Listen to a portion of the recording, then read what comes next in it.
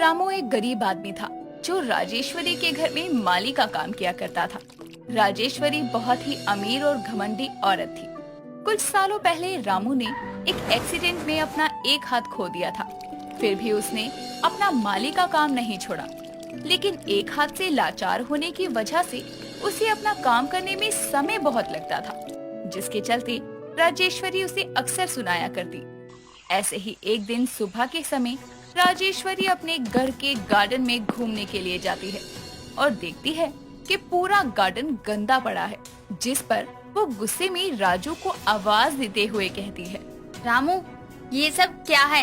इतनी सुबह हो गई है, अभी तक गार्डन की सफाई तक नहीं हुई। तुम सुबह से कर क्या रहे थे? मालकिन, वो मैं मालिक की गाड़ी धोने लगा था। उनको कहीं जाना था, इसलिए देर हो गई। और आप तो जानती है ना कि मैं एक ही हाथ से काम कर पाता हूँ। तुम्हें तो जब भी कोई काम बोलो हमेशा तुम अपनी मजबूरी ही दिखा देते हो। तुम्हें तो हमारा धन्यवाद करना चाहिए जो तुम जैसे अपाहिज को भी हमने काम पे रखा है। देखा जाए तो तुम्हें सैलरी देना यानी पैसों को कुएं में फेंकने के बराबर है। मालकिन, ऐसा मत कहिए। मैंने इतने साल आपके घर में काम किया है अपना घर समझकर, और मुझे आप ऐसे बोल रही हैं। गलत क्या बोला? जितनी सैलरी मैं तुम्हें दे रही हूँ ना, अगर उतनी सैलरी मैं किसी अच्छे खासे इंसान को देती तो वो आधे समय में ही मुझे सारे काम करके दे देता, चाहे वो गार्डन साफ करना हो या मार्केट से सामान लाना। मालकिन, पहले भी मैं सारे काम जल्दी कर लेता था, लेकिन जब से मैं एक हाथ से लाचार हो गया हूँ तब से ही मुझे समय लगता है, और उसके लिए मैं आपसे माफी मांगता हूँ। मुझे माफी नहीं, काम चाहिए। जितना जल्दी हो सके उतनी जल्दी इस गार्डन की सफाई करो। जी मालकिन, मैं अभी करता हूँ, बस थोड़ा समय दीजिए मुझे।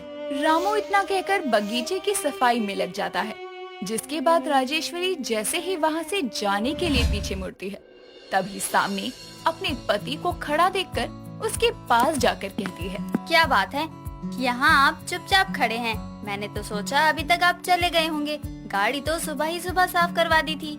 हाँ, जाना था, इसीलिए गाड़ी साफ करवा रहा था, लेकिन लगता है गलती कर दी, क्योंकि अगर मैंने रामू को गाड़ी साफ करवाने में नहीं लगाया होता तो शायद उसे तुमसे इतना सुनना नहीं पड़ता जितना उसे सुनना पड़ा। आप ये क्यों भूल जाते हैं कि वो आपके घर का माली है, आपका दोस्त नहीं, और नौकरों से ज्यादा लगाव नहीं रखना चाहिए, वरना वो सिर पर चढ़ जाते हैं। शायद तुम अपनी जगह बात सही कह रही होगी, लेकिन अमीर लोगों को भी गरीब लोगों पर अपने पैसों का इतना घमंड नहीं दिखाना चाहिए। आप ये ताना मुझे मार रहे हैं? ताना नहीं मार रहा हूँ, समझा रहा हूँ कि रामू हमारे घर का सबसे वफादार नौकर है, जो हमारे घर का माली होने के बाद भी हम उसे जो काम कहते हैं वो किसी भी काम के लिए मना नहीं करता है। और ये भी मत भूलो कि उसका एक हाथ भी हमारी वजह से ही गया है। अगर उस दिन वो नहीं होता तो शायद हम भी जिंदा नहीं होते। बस करिए, आप जब देखो उस माली की ही तरफदारी करते रहते हैं। आपसे तो कुछ पूछ कर ही मैंने गलती कर दी। जाइए आप ऑफिस, देर हो रही होगी आपको। राजेश्वरी इतना कहकर वहाँ से चली जाती है, जिसके बाद पुनीत भी गुस्से में ऑफिस के लिए निकलता है। ऐसे ही कुछ समय बीतता है, तभी एक दिन रामू बगीचे में पौधों को पानी दे रहा था। तभी राजेश्वरी वहाँ आती है और कहती है, रामू, इन पौधों में पानी देने का कोई फायदा नहीं है। न जाने तुम कैसे माली हो जो तुम पौधों को देखकर भी उनकी हालत का पता नहीं लगा पाते। जरा देखो बगीचे की तरफ, एक भी फूल दिखाई दे रहा है? मालकिन, लेकिन मैं तो दिन में कई बार पौधों को पानी देता हूँ, फिर भी पता नहीं क्यों सारे पौधे सूखते जा रहे हैं। सारे पौधे इसलिए सूखते जा रहे हैं क्योंकि इन्हें अच्छी खाद की जरूरत है, मिट्टी बदलने की जरूरत है, तभी इनमें फूल आएंगे। हाँ मालकिन, आप सही कह रही हैं। मैं कल ही बाजार जाकर अच्छी वाली खाद और लगाने के लिए कुछ नए पौधे भी ले आऊंगा। कल क्यों, आज जाओ। अब कल तुम बगीचे की देखभाल करोगे कि खाद लेने मार्केट जाओगे या और काम करोगे? मालकिन, लेकिन अभी तो घर जाने का समय हो गया है। अगर मैं समय से नहीं पहुंचूंगा तो वो परेशान हो जाएगी। एक गरीब माली होकर मुझे मना कर रहा है, इससे तो मैं अभी बताती हूँ। मैंने कहा ना, अभी मतलब अभी जाओ, वरना कल से काम पर आने की कोई जरूरत नहीं है। राजेश्वरी की बातों से डरकर रामू बगीचे के लिए खाद और पौधे लेने मार्केट जाता है। कुछ समय बाद अंधेरे में वो एक हाथ में सारा सामान लादे पैदल चल रहा था कि तभी ऑफिस से लौटते समय उसके मालिक पुनीत की नजर उस पर जाती है और वो गाड़ी उसके पास ले जाकर रोक कर कहता है, रामू, तुम यहाँ क्या कर रहे हो? वो भी इतने अंधेरे में? इस समय तो तुम्हें अपने घर होना चाहिए। मालिक, वो बगीचों के लिए कुछ खाद और पौधे लेने के लिए मार्केट गया था और रात हो गई। तो कल ले आते, कौन सी बड़ी बात थी? जब तुम अपनी हालत जानते हो तो तुम्हें रात में ऐसे नहीं घूमना चाहिए। जरूर राजेश्वरी ने ही तुम्हें इतनी रात को भेजा होगा, क्योंकि इतना अच्छा काम और कोई नहीं कर सकता। चलो मैं तुम्हें घर छोड़ देता हूँ। पुनीत इतना कहकर रामू को अपनी गाड़ी में बैठाकर उसके घर छोड़कर चला जाता है। और ऐसे ही रामू जब घर आता है तो उसकी पत्नी रानी उसे देखकर गले से लगाकर रोते हुए कहती है, आप कहाँ चले गए थे? इतना अंधेरा हो गया, आपको पता है मैं कितना डर गई थी। अरे चिंता की कोई बात नहीं है, कुछ सामान लेने मार्केट गया था और आते आते अंधेरा हो गया। बहुत घमंडी औरतें देखी हैं, लेकिन तुम्हारी मालकिन जैसी नहीं देखी, जिसे एक गरीब लाचार माली पर भी तरस नहीं आता। हम गरीबों की किस्मत में दुख के सिवा और कुछ नहीं लिखा क्या? तुम चिंता मत करो, भगवान पर भरोसा रखो। एक दिन हमारी भी किस्मत जरूर बदलेगी, हमारे भी अच्छे दिन आएंगे। हाँ, आप सही कह रहे हैं, लेकिन अब मैं भी कल से आपके साथ काम पर चलूंगी। कम से कम आपका काम तो हल्का हो जाएगा। मैं भी वहाँ अपने लायक कुछ काम देख लूंगी। अच्छा ठीक है। अगले दिन रानी भी अपने पति रामू के साथ राजेश्वरी के घर आती है और उससे बात करके वहाँ पर खाना बनाने का काम शुरू करती है, जिससे वो अपने पति की मदद भी कर पाती थी और उसकी देखभाल भी। ऐसे ही समय निकलता है। तभी एक दिन पुनीत अपने कमरे में बैठा अपनी स्वर्गवासी माँ की तस्वीर देख रहा था। तभी राजेश्वरी वहाँ आकर पुनीत से कहती है, आप हर बार सासू माँ की बरसी वाले दिन ऐसे उदास होकर मेरा खून क्यों जलाते हैं? ये तुम क्या बकवास कर रही हो? कम से कम आज तो उनको कोसना छोड़ दो। उन्होंने कोसने वाला काम ही किया है तो कोसू कैसे ना। जब तक जिंदा थी तब तक सारे खानदानी गहनों पर कुंडली मारकर बैठी थी, और अब मरते मरते भी गहने देने की जगह सिर्फ इतना बोलकर ही मर गई कि गहने बगीचे में मिट्टी में गड़े हैं। तब से न जाने कितनी बार मैंने पूरा गार्डन खुदवा डाला, लेकिन कुछ नहीं मिला। मरते मरते भी सासू माँ झूठ बोलकर ही मरी। राजेश्वरी इतना कहकर शॉपिंग के लिए मार्केट निकल जाती है और वहीं दूसरी तरफ रामू और उसकी पत्नी रानी दोनों मिलकर बगीचे में नए पौधे लगाने के लिए खुदाई का काम शुरू करते हैं। कुछ दूर खुदाई करने के बाद उन्हें बगीचे की जमीन से एक लाल कपड़े की पोटली मिलती है, जो कि सोने से भरे गहनों से थी और जिसे देखते ही उनकी आंखें चमक जाती है। जिसके बाद वो उस गहनों की पोटली को लेकर मालिक के पास जाते हैं और उन्हें सारी बात बताते हैं, जिसे सुनने के बाद पुनीत कहता है, रामू, वक्त से पहले और किस्मत से ज्यादा किसी को कुछ नहीं मिलता है। ये गहने मेरी पत्नी कितने सालों से ढूंढ रही है। इसके लिए उसने न जाने क्या क्या किया, यहाँ तक कि मेरी मरी माँ को भी उल्टा सीधा बोला, लेकिन आखिर में ये गहने तुम्हें मिले। इसका मतलब ये तुम्हारी किस्मत है। इसे तुम ही रख लो और इसके बारे में राजेश्वरी से कभी कुछ मत कहना। इसकी जरूरत तुम्हें ज्यादा है। आप ये क्या कह रहे हैं मालिक? हम इसे कैसे ले सकते हैं? मैं सही कह रहा हूँ रामू, ये गहने तुम्हारे ही नसीब में थे, इसीलिए आज तक राजेश्वरी को नहीं मिले और इससे तुम्हें अपना आगे जीवन बिताने में मदद मिलेगी। ले जाओ तुम इन गहनों को। अपने मालिक की बात सुनकर रामू माली बहुत खुश होता है और उन गहनों को लेकर अपनी पत्नी के साथ अपने घर चला आता है। इस तरह से कुछ ही पलों में गरीब माली की किस्मत बदल जाती है और वो माला माल हो जाता है। संभव सदमे में था, क्योंकि कुछ ही देर पहले एक कार एक्सीडेंट में उसकी बीवी सोना की डेथ हो गई थी और वो हमेशा के लिए सो गई थी। संभव के इस दुख की घड़ी में उसका दोस्त रमन और उसकी बीवी सुमन उसके घर आकर शोक व्यक्त करते हुए बोलते हैं, भाई ये कैसे हो गया? भाभी जी इतनी कम उम्र में ऊपर चली गई। वो लॉलीपॉप खा रही थी और उसके गले में अटक गई। हद है यार, पूरे शहर को पता है एक्सीडेंट हुआ है, फिर भी बोल रहा है कि कैसे हुआ। अबे साले गुस्सा क्यों हो रहा है? अब कोई मरता है तो सब ऐसे ही बोलते हैं। अच्छा सुन सुन, मेरी बीवी आई है, थोड़ा उनके सामने दुखी चेहरा बना ले। कहाँ है भाभी? संभव इधर उधर देखने लगता है। तभी सुमन सामने से आकर उससे बोलती है, संभव भाई साहब, संभालिए अपने आप को। ये क्या हालत बना रखी है आपने सोना के जाने के बाद। मौके का फायदा उठाकर संभव सुमन के गले लगकर रोने का ड्रामा करते हुए बोलता है, भाभी जी क्या बताऊं, मेरी सोना मुझे छोड़कर चली गई। मैंने कितनी बार बोला था सड़क किनारे पर चलाकर, लेकिन वो नहीं मानी और आज ही टपक गई। कोई नहीं भाई साहब, होने को कौन टाल सकता है, जो होना था हो गया। संभव सुमन के गले लगकर हमदर्दी बटोरने लगता है। ये देखकर रमन जल्दी से उसको अपनी पत्नी से अलग कर खुद के गले लगाकर बोलता है। साले तेरी बीवी मरी है तो मेरी बीवी पे नजर मत डाल। ये सब वहीं मौजूद सोना की आत्मा देख रही होती है, जो गुस्से में अपने पति को घूरते हुए बोलती है। ये आदमी कभी नहीं सुधरेगा। मेरे जीते जी भी ये दूसरी औरतों को ताड़ता था और मेरे मरने के बाद तो ये खुला सांड हो गया है। लेकिन बच्चों, मैं भी तुम्हारी बीवी हूँ। जीते जी जब मैंने तुम्हें चैन से नहीं रहने दिया तो मरने के बाद कहाँ रहने दूंगी। इतना बोलकर सोना रमन के शरीर में घुस जाती है, जिसके बाद रमन संभव को खुद से दूर करते हुए बोलता है। साले ठरकी आदमी, बीवी के मरने का दुख है या नहीं?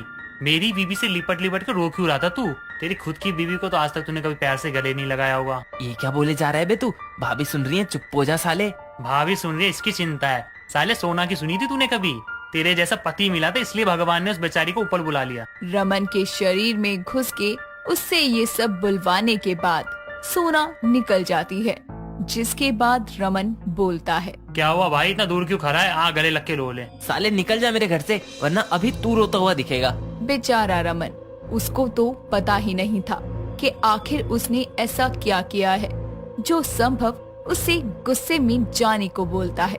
खैर, रमन तो अपनी पत्नी के साथ चला जाता है और संभव अब सारी क्रियाक्रम की विधियों को पूरी कर कर अपने कमरे में बैठा होता है और सोना की आत्मा शीशे के सामने खड़ी होकर खुद को निहारते हुए बोलती है। मरने के बाद भी मैं कितनी खूबसूरत आत्मा बनी हूँ, लेकिन मेरा पति, इसने तो कभी मेरी खूबसूरती की तारीफ ही नहीं की। सोना संभव को घूरने लगती है। इतने में संभव की माँ आशा हाथों में खाने की प्लेट लिए आकर बोलती है। बेटा संभव, खाना खा ले, तूने सुबह से कुछ नहीं खाया। नहीं माँ, सोना के साथ मेरी भूख प्यास सब चली गई। उसके बिना तो जीने का मन ही नहीं कर रहा। आप खाने की बात कर रही हो? बेटा मैं जानती हूँ तू सोना बहू से बहुत प्यार करता था, लेकिन बेटा खाएगा पिएगा नहीं तो तू भी बीमार हो जाएगा, इसलिए थोड़ा सा खा ले। नहीं माँ, मुझे भूख नहीं है, आप खा लो। मुझे जब भूख होगी मैं खा लूंगा। चल ठीक है, अपना ख्याल रख, मैं जाती हूँ। जाते जाते दरवाजा बंद कर देना माँ, और अब मुझे कोई परेशान ना करे। कुछ देर अपनी सोना को याद करके आंसू बहाना चाहता हूँ। संभव की ये बात सुनकर आशा आंखों में आंसू लिए कमरे से चली जाती है। साथ ही सोना को भी ये सुनकर लगता है कि उसका पति उसे सच में प्यार करता है। तभी वो बोलती है। मैं इनको कितना गलत समझती थी, पर ये तो मुझे बहुत प्यार करते हैं। सोना प्यार से संभव की तरफ बढ़ ही रही होती है। तभी संभव उठकर अपनी अलमारी से ड्रिंक की बोतल और कुछ नमकीन निकालते हुए बोलता है। अब मुझे कोई डिस्टर्ब नहीं करेगा। सोना तो टपक गई, माँ को लगेगा मैं दुखी हूँ, वो आएंगी नहीं। इसीलिए संभव, आज रात फुल पार्टी, बीवी के स्वर्ग सिधारने की। संभव ड्रिंक करने के लिए बैठ जाता है, लेकिन ये सब देखकर सोना गुस्से से भरी हुई बोलती है। ये आदमी कुत्ते की दुम होते हैं। 12 महीने भी नली में डाल के रख लो ना तो टेढ़ी की टेढ़ी ही रहती है। एक पल को तो मुझे लगा था कि ये सच में मुझसे प्यार करते हैं, मेरे जाने से दुखी हैं, लेकिन नहीं, इनको तो पीना है। अब पिलाती हूँ मैं अच्छे से। सोना उस ड्रिंक की बोतल को हवा में उड़ा देती है। बेचारा संभव उछल उछल के उसको पकड़ने की कोशिश करता है, लेकिन वो उसके हाथ नहीं लगती और सीधा उसके सर पर आकर फूटती है, जिसके कारण संभव बेहोश हो जाता है। अगली सुबह जैसे ही उसे होश आता है तो वो टाइम देखकर बोलता है। हे भगवान, 8 बज गए, ऑफिस के लिए लेट हो जाऊंगा। वैसे कल रात मैंने ज्यादा पी ली थी शायद, जब भी बोतल हवा में उड़ती नजर आ रही थी। खैर टाइम नहीं है अभी, जल्दी से तैयार हो जाता हूँ। संभव जल्दी से तैयार होकर ऑफिस जाने के लिए निकलता है। लेट होने के कारण उसकी बस छूट जाती है और वो बस स्टैंड पर दूसरी बस का इंतजार करता है। तभी उसको स्टैंड पर एक खूबसूरत सी लड़की दिखती है, जिसको देखकर संभव बोल पड़ता है। वाह वाह, दुनिया में कितनी खूबसूरती है, ये मुझे सोना के जाने के बाद पता चला।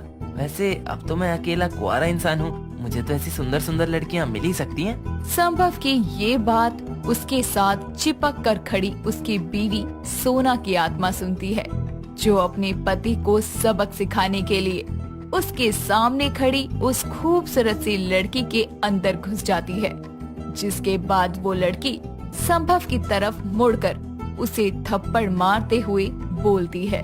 अबे साले, क्या बोले जा रहा है मन ही मन? लड़की देखी नहीं कि मुंह से लार टपकाना शुरू कर दिया। इतना ध्यान से कभी अपनी पत्नी सोना को देखा होता तो वो बेचारी इतनी जल्दी मरती नहीं।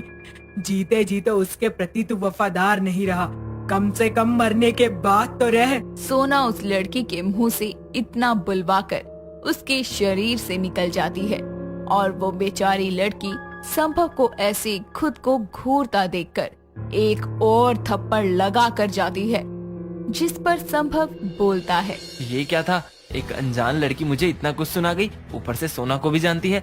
ये कोई इत्तेफाक नहीं, जरूर सोना की आत्मा मुझे देख रही है। मैं तो घर जा रहा हूँ भाई, भाड़ में जाए ऑफिस। डर के मारे संभव घर चला जाता है, जहाँ उसकी माँ आशा उसके पास आकर बोलती है। बेटा संभव, मैं देख रही हूँ कि तू बड़ा ही उदास रहने लगा है, इसलिए मैंने सोचा है तेरी दूसरी शादी करवा दूं। वैसे भी अभी तेरी उम्र ही क्या है।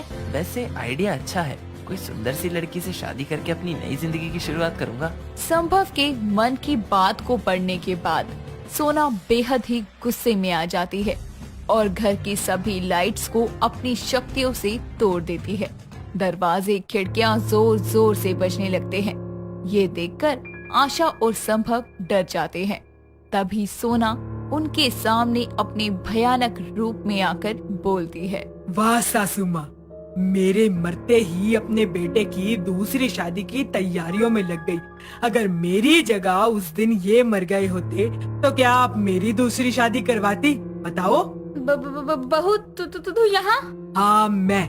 अरे माना मेरी मौत एक्सीडेंट में हुई थी, लेकिन मेरी जिंदगी जीते जी भी कौन सी अच्छी थी।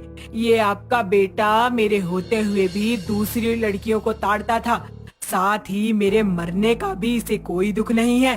अकेले में बैठकर ड्रिंक करके मेरे मरने की खुशी मना रहा था। अरे इस जैसे इंसान को शादी जैसे पवित्र बंधन की कदर नहीं है, और आप एक मासूम को इसके पल्ले बांधकर पाप करना चाहती हैं। संभव, बहू जो कह रही है सच है क्या?